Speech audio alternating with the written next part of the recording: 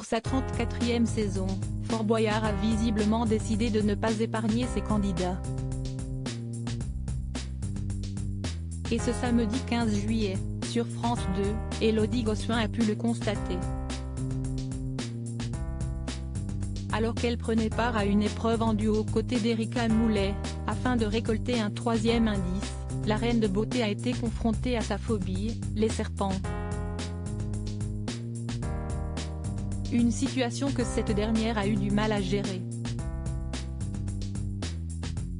Et pour cause, le temps que sa coéquipière, enfermée dans une cellule, reconstitue un puzzle, Miss France 2001 a dû se glisser dans un tombeau fermé, et jonché de ces fameux reptiles.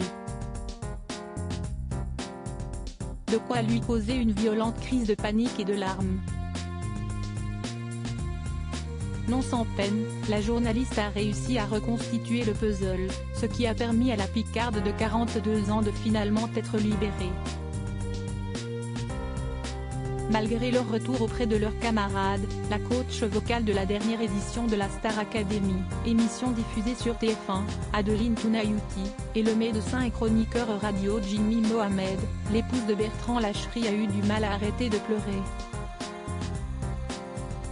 À cette troupe, s'ajoutait le chanteur qui nu en qualité de capitaine de l'équipe et le journaliste de France Télévisions Jean-Baptiste Marteau. Ensemble, ils jouaient pour Carl, une association qui vient en aide aux enfants victimes de violences. France 2 a ajouté, l'association Carl lutte contre les violences intrafamiliales sur l'ensemble du territoire français.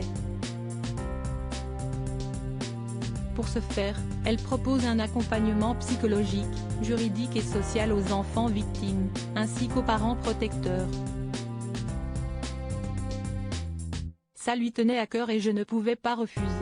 Le 13 juillet, Télé Loisirs a dévoilé un article dans lequel Élodie Gossuin a expliqué ce qui a motivé cette 12e participation à l'émission. Cette année, j'ai de nouveau accepté parce que c'était pour Kinevey que j'aime profondément. Il veut remporter des fonds pour soutenir l'association Carl. Il m'a parlé du drame de cette famille. Ça lui tenait à cœur et je ne pouvais pas refuser, a expliqué la mère de famille.